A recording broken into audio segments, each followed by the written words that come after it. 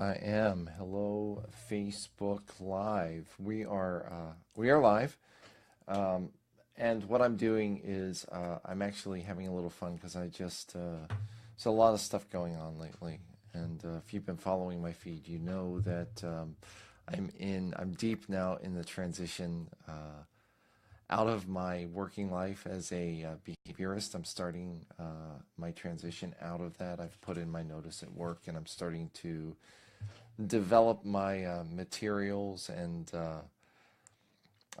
building my practice as a consultant. And so, anyway, I wanted to just put this out there and play with this because the other thing that's new that's developing is I just got a new microphone, and that was actually a gift from my brother Joe. And thank you, Joe. And so what I thought I would do is sort of combine these two things and use the microphone, which actually I think sounds pretty good.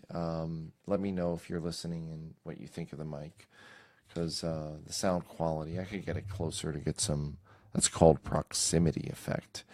But I'm just going to keep it here for now. And what I wanted to do also is just do a little live cast. Hello, I'm not sure. Oh, hi, Dagmar. How are you? I wanted to take the opportunity to also share a little bit about what's developing with my work right now. And as I've been sharing with a lot of people, the transition that I'm going through is not just from work life to, or, my pre-PhD job to my post-PhD work. It's not just that. And it's not just even a matter of sharing what I learned during the research that I did with a different audience. It's really about reframing the whole thing and reframing because when I did the research, the PhD research work, I was sort of the process demanded that I think very broadly, very widely, very sort of in a sweeping way about certain things. And for those of you that aren't aware who weren't following it, the research studied on how how effective teams operated under conditions of continuous disruption, turbulence, chaos. And just to give you a little nugget of that, the key thing that I found was that the key determinant of team effectiveness amidst constant disruption was not it was not skill, it was not education, it was not resources, it was not training. It was what is called psychological safety amongst team members. How safe it was they felt in order to be themselves and make a mistake. And we know that in a lot of work scenarios, that's not always possible. So anyway, I started working with the nuggets of that and been working with this awesome, extraordinary business coach, Erica Blair, and a good friend of mine as well, Jerry O'Malley, who is they're both helping me reframe what I'm doing for a more professional audience, less academic, more professional audience, because what I want to do is take this work out into organizations and to people in general, because I definitely am planning on writing a book at some point about this, and but at the same time wanting to take this out into the world. So what's happening now is I've been working on structuring a presentation, not just to share this information with the public, but also to kind of structure my own thinking so that when I'm talking to people or if I'm thinking about the work or what it is, hey, Erica Blair's in the house. Hello, Erica Blair. So that when I'm thinking about doing that, I am able to articulate it in a way and relate it to their experience in a way that makes sense for me, of course, and for them. So I just want to share with you because I've been kind of working with a particular, kind of structure and trying to put things in place and fit the pieces all in place. I'm not going to share it all with you because it would take a long time still, and it's all preliminary. But I want to share like the first unit, and it's the working title I have for that is Igniting the Creative Spirit in an Age of Thinking Machines, because of course there tends to be this set of very kind of polarized thinking that we're entering into this digital age where robots and automated workforce and artificial intelligence is just gonna. James Crawford is in the house. I have to say hello to James Crawford. Hello, James Crawford. So we're entering in this age of thinking machines, and of course, there's a lot of paranoia that it's going to displace the workforce, and we're all going to be out of work and enslaved by the robots. And I know there's a lot of hysteria about that, gang, but what I see is there's something much bigger and much grander going on for us right now as a human race. So I'm just going to share a little bit of a couple little beats of that. If you have any questions or you want to give any feedback, great. But like I said, this is really about playing around, testing out the mic, which I think sounds pretty good, and sharing some of these ideas. So the key point, James, hey, brother, how are you? Good to see you, buddy. On the one hand, we hear that we live in an age of miracles. And most of us don't have to look, hey, Peter, how are you? Thanks, man. When we talk about an age of miracles, most of us don't have to look much further than our own pockets. I often marvel at the fact, because I remember being a little kid, and well, some of you may not remember this. James and Erica may not remember this. Dagmar, I think you probably remember this, being a little kid and watching the men walk on the moon. And I remember that, and I remember watching that in my living room, and I was very little. But I mention that because the computing power that I hold in my hand right now is more powerful than what sent that spaceship to the moon. And of course, I'm not going to give you a dissertation on what a cell phone can do and how miraculous it is. But like, suffice it to say, this does things that even, I don't know, 5 or 10 years ago, we couldn't have imagined would be happening. I mean, I was conversing, a lot of us know our friend Ai Zhang, who now lives in Korea, and she and I were conversing recently, just back and forth on our cell phones, all the way the other side of the globe. Oh, great. Thank you, everybody. Oh, wow. I'm getting such great feedback. Thank you. Hello, everybody. Hello, Brian. So anyway, on the one hand, it said we live in an age of miracles. And I'm not just talking about technology. I just saw something in the news today in that scientists are now perfecting an artificial womb. They're actually raising calves outside of the mother's womb in these artificial, liquid-filled sacks, and they are growing to gestation and being born out of these wombs. So let's just suffice it to say there's a lot of really cool things and miraculous things going on that we couldn't have even imagined, a generation ago. However, on the other hand, it seems that there are other problems that continue to plague us even in our own lives and will not budge, and continue to only get worse. And what I'm talking about most frequently are certain types of complex people problems. Like, let me give you an example, because again, I'm just going to go back to the phone. Like, this is a Google Pixel, but I was thinking for a second of iPhones. I mean, you got, which are, comparable to what I got here.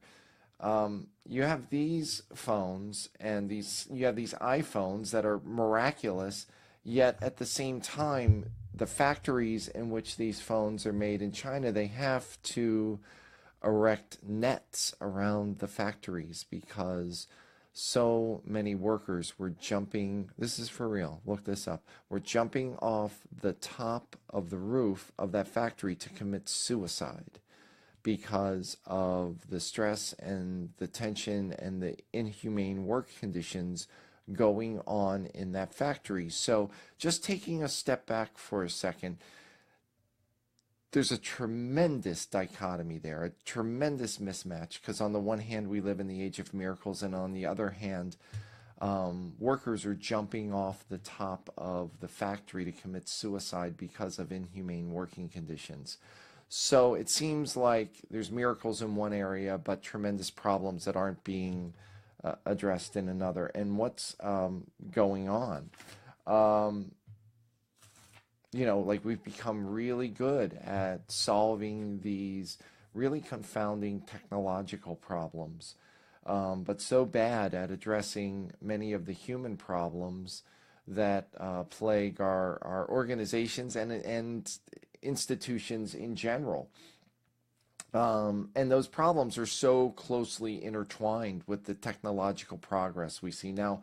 There's a lot of, you can hear a lot of different, thinking and a lot of different ideas about this. Some people say it's because we're in a state now where we're in this sort of robber baron state where people think that, factory, corporations, factory owners, all they care about is the bottom line and all they, people don't matter. And I am absolutely certain that that is true in some cases, but I tend to think that that is not the whole answer. In fact, my research and other things I've done have shown me that there's a much deeper issue at play that we haven't quite tapped into yet. While I'm sure that there is, there are some people out there, there are some corporations that all they care about is profit and they don't care about people.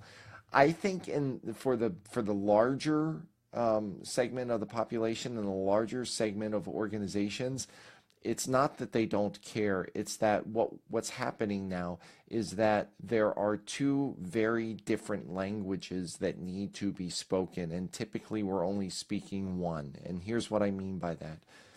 In organizations today, we've learned to, and not just, tech organizations, it could be anything. It could be a hospital. It could be a social service organization that I'm used to. It could be a real estate office. We've become very good at solving technical problems that require logic and sequential thinking. And we've become very bad at solving complex problems rooted in human dynamics. And what's that about? It's like, because on the one hand, we have this very refined mechanical worldview that creates things like the iPhone, and this very underdeveloped human worldview or relational worldview that keeps us from connecting and making it all work together. Now, if we look closely, here's the thing.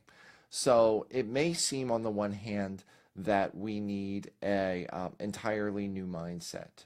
And in one sense we do, and in another sense we don't. Because what's happening now is what we need, and this is what I found and in my research when I did my doctoral research, and it's also what I saw confirmed when I started to look at the research other people were doing. If we look closely at how the human mind develops, we see that already the human mind is primed to solve both of these problems simultaneously. The problem is that our organizations don't realize this. They don't realize how to tap into that very human potential, develop a new mindset that can integrate both technological progress and human progress.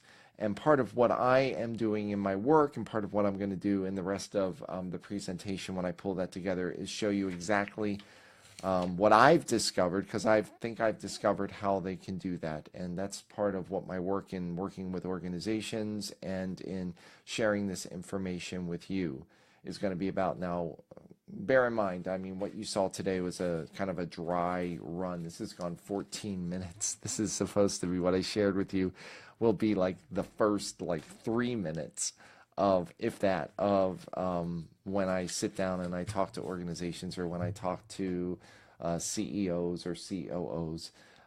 So it's definitely going to get more concise and elegant. And there are many more moving parts. But as I go along, wow, so many comments. Hello. What I'm doing is, like I say, you're getting the raw feed. You're getting live streaming at its best right now, gang. So, oh yeah, Yes, yes, yes. Thank you, Erica. Thank you, Dagmar. Yes, they are both factors for critical for success. Right. And what we have to do is the problem that a lot of businesses run into is a lot of bosses and a lot of CEOs. I mean, and I have lived with this in working in social services, is it's almost like this managers and owners often feel like they're in this dichotomy. Either they can pursue technological or business success or monetary success, or they can compromise and pursue the people needs. And they're always at odds, always in tension. And what I'm saying is that the research is showing that if we kind of take a step back and develop and open our mind to a new way of seeing this, there's a new paradigm that is more fully integrated. But it means stepping away from a lot of the presumptions that we have. So, that said, I do not want to keep going on. I've been 15 minutes already, and I want to develop. First of all, I want to give you guys some good stuff, and I want to be consistent with coming back to this. So, as the pieces develop, I will come back and share more. But hi, Nick. I am thrilled and excited that I am getting all of this feedback and all these great comments. So, and as I get better at live streaming, I will get better. Hi, Brian. Yes, we are blind. Oh my God, are we blind to other people's perspectives? And there's a reason why that is. And I'll just give you a little tidbit. Here's a little tidbit. What we're doing is the human race is now shifting out of a 400-year-old worldview that comes from the Enlightenment, and we are opening up to a new worldview that doesn't even have a name or a label yet. And and I think the more people that can see that and the more people that can embrace that, the more quickly we'll be able to solve some of these most tenacious problems that we have, not just in organizations, but the world at large. So I want to thank you. Oh my God, Dagmar, thank you so much. I hope to be back and doing more of this in the next couple days. So stay tuned. Thank you, everybody. I can't believe there were so many people watching and giving comments. So I'll talk to y'all later. Thank you so much, guys. God bless. Bye-bye.